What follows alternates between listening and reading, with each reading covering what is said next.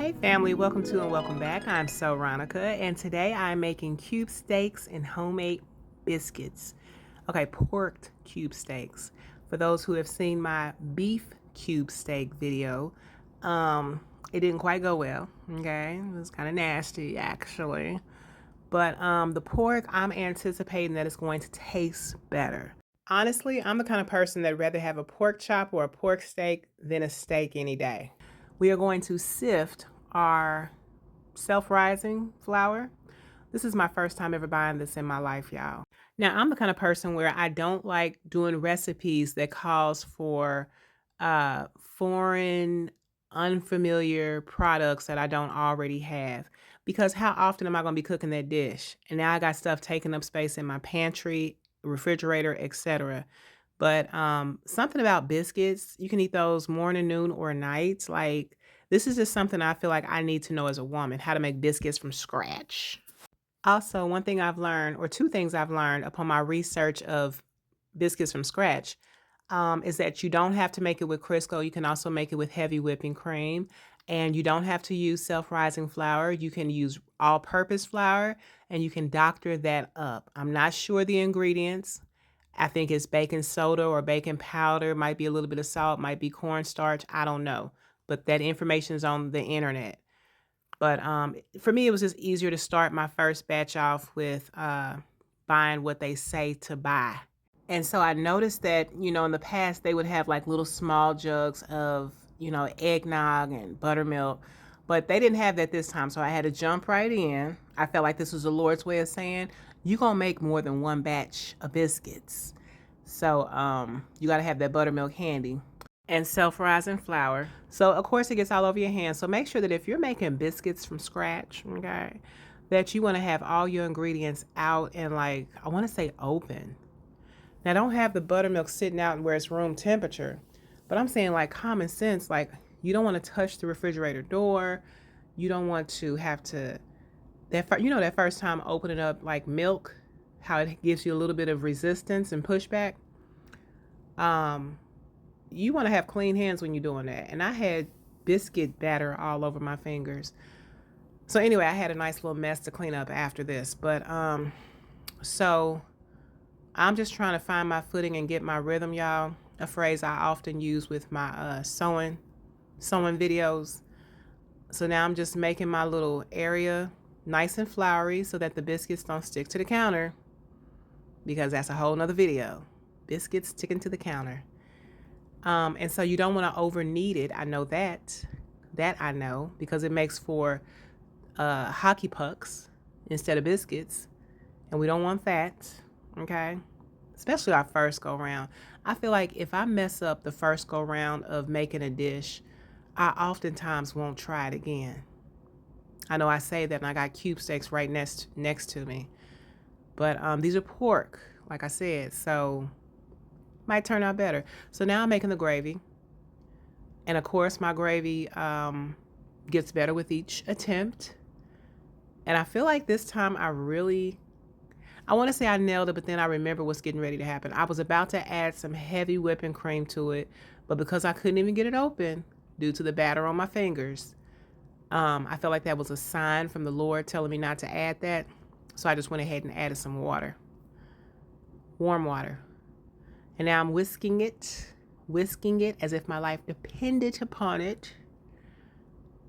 And you just want to watch it to make sure it don't, stick and burn. Stick and burn, honey. And so we're going to put those back in there because they need to cook. They need to get acclimated with the gravy. They need to get acquainted with their new environment. So also one thing I've learned through my research is that you can also make these biscuits with cold butter. And I'm really grateful that the recipe is very simple, because if it would have been like add 2 egg yolks, split those in half, add a little bit of salt, you know what I'm saying? I added the salt to it, I added the sugar to it, but the recipe didn't call for it. But I just know that most food does have more of a taste than just flour to it. Anyway, yeah, when I was growing up, they always said that poison would happen if you mix salt with sugar. And then trail mix came out and it just blew everybody's mind. But yeah, they said that you couldn't mix salty stuff with sugary stuff. I don't know. As a kid, step on a crack, break your mama's back type stuff. It fell in that category. Hood information. Anyway, so you want to push them closer together. They say it helps them rise, okay, when they're cooking. And I took it out immediately because I'm like, wait a minute, I forgot to put some buttermilk on top of here. Now, some people put egg yolk on top of theirs, but I'm just gonna put buttermilk. It helps them to darken up and get golden brown. We don't want no pale biscuits, y'all. We want biscuits that have looked like they have been in the oven. We don't want to. Have y'all know how when y'all go to them hotels, and the breakfast that they serve, it's like the sausages don't have any signs that they've been in the oven. They got signs that they have been in a hot place, in a warmer, but not cooked like on the stove or whatnot. So I tasted my gravy. My gravy was lacking in seasoning, but then I put too much and I had to immediately scoop that right on out of there. I had to grab the closest container around, and then I stirred it real good. And I apparently I got all of it out because when I tasted it, it still didn't taste seasoned. So I had to add some more, but this time I made sure I went in with my garlic salt. Garlic salt always gets the job done. One and done, honey. Hit it and quit it with the garlic salt. And so we're just going to let that simmer. We're going to check these biscuits again after 10 to 12 minutes. But I had them in there probably 20 minutes.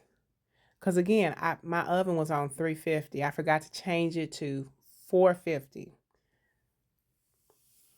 And that's when I put the garlic salt in there, y'all. But I'm going to give y'all a heads up. Everything turned out good. Okay? The pork cube steak is a lot more tender than the beef cube steak. And homemade biscuits, okay, they are a lot more satisfying than store-bought biscuits because you can control the sugar. So it's like if you want to drizzle a little bit of honey on top of there, look at that. And I'm going to show y'all the end because I know right now they look a little burnt on the bottom. They look a little burnt. I ain't going to lie to you. I ain't going to hold you. But what y'all getting, y'all see this? Oh, my, y'all see the steam? These put me in mind of, I'm going to say it, McDonald's biscuits. And y'all going to see the bottom in a minute. I should have showed y'all the bottom when it was nice and hot. But I went back in just for this video. And I picked them up. And I flipped them over so that y'all could see the bottom of the biscuits. Because I got to show y'all everything. The good, the bad, and the ugly, and the in-between. Okay? But they didn't turn out burnt, in my opinion. That's not burnt, is it? Y'all see how easily that broke apart? How layered it was? And the video doesn't show how soft it was. It was just perfect. Not too sweet, not salty, just perfect buttermilk biscuits. Thanks for watching.